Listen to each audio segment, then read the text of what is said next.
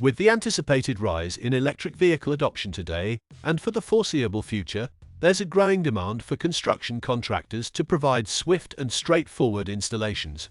EVBlocks, one of the first movers in the EV foundation space, have developed a simple and effective product to address the multiple challenges contractors encounter when building cast-in-place plinths and bases for EV chargers. EVBlocks, ready-to-install solution, constructed from precast concrete, feature 4 cable entries that support various wiring configurations, including daisy chaining, shown here, deadheading, and changes in direction, ensure flexibility for different installation layouts, providing versatility and future-proofing installations.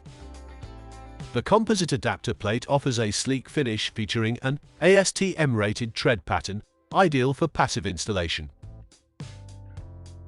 Beneath the surface, the foundation provides space for coiling and storing cables, safeguarding components until the EV charger installation takes place.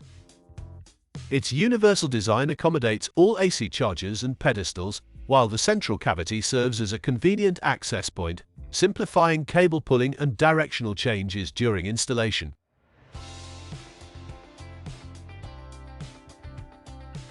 With readily available replacement adapter plates, upgrades and replacements are effortlessly executed.